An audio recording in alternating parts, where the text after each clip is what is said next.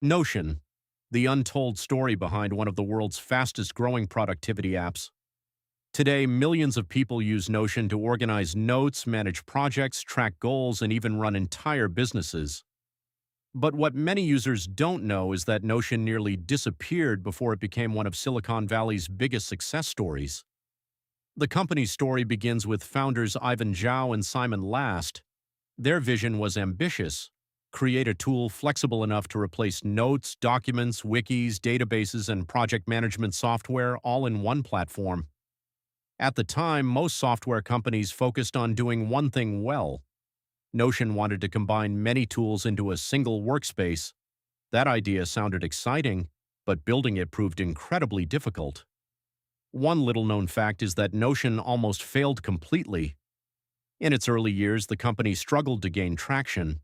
The first version of the product failed to attract significant growth, and the founders eventually laid off much of the team. At one point, even Zhao reportedly moved to Japan and worked with a very small group to rebuild the platform nearly from scratch. Instead of raising large amounts of venture capital immediately, the company focused on refining the product. That decision would eventually change everything. Another surprising fact is that Notion's explosive growth wasn't initially driven by traditional advertising. Much of its success came from word-of-mouth recommendations. Students recommended it to classmates, creators shared templates, YouTubers built entire channels teaching Notion workflows. The community became one of the company's most powerful marketing engines. Notion also benefited from perfect timing. As remote work expanded around the world, companies needed flexible tools for collaboration and knowledge management. Notion suddenly became useful for teams, startups, freelancers, educators, and even large corporations. Yet the company has faced criticism as well. One common complaint is complexity. New users often describe Notion as overwhelming because of its flexibility. Instead of giving users a rigid structure, Notion provides building blocks that can be configured in countless ways. Supporters love this freedom.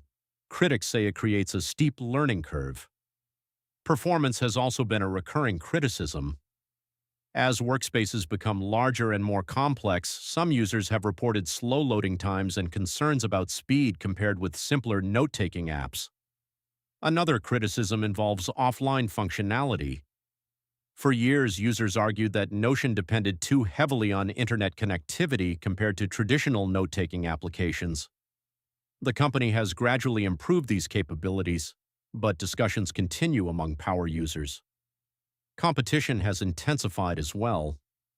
Notion is no longer the only all-in-one workspace.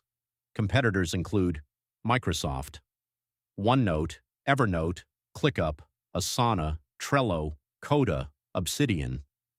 Many experts expected large software companies to dominate the productivity market.